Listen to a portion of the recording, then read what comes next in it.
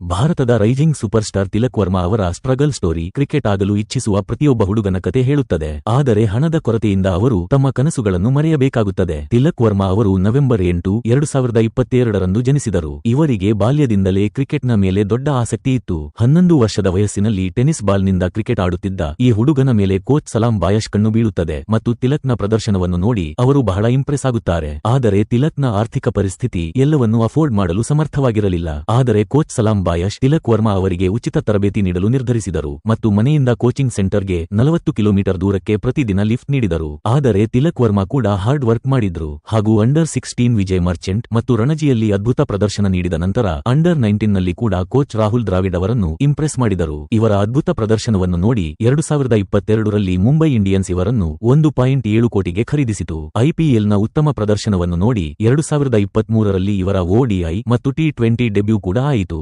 ಪ್ರಾರಂಭದಲ್ಲಿ ಇವರು 4ನೇ ನಂಬರ್ನಲ್ಲಿ ಆಡುತ್ತಿದ್ದರು. ಆದರೆ ಇವರು ಕ್ಯಾಪ್ಟನ್ ಸೂರ್ಯಕುಮಾರ್ ಯಾದವ್ ಅವರಿಗೆ 3ನೇ ನಂಬರ್ನಲ್ಲಿ ಬ್ಯಾಟಿಂಗ್ ಮಾಡಲು ರಿಕ್ವೆಸ್ಟ್ ಮಾಡಿದರು ಮತ್ತು ಸೌತ್ ಆಫ್ರಿಕಾದ ವಿರುದ್ಧ ಇವರು 107 ರನ್ ಮತ್ತು 120 ರನ್ಗಳ ನಾಟ್ಔಟ್ ಇನ್ನಿಂಗ್ಸ್ ಆಡಿದರು. ಸ್ನೇಹಿತರೆ, ತಿಲಕ್ ವರ್ಮಾ ಅವರ ಕ್ರಿಕೆಟ್ ಕರಿಯರ್ಗೆ ನೀವು 10ರಲ್ಲಿ ಎಷ್ಟು ಅಂಕ ನೀಡುತ್ತೀರಾ? ಕಮೆಂಟ್ ಮೂಲಕ ತಿಳಿಸಿ.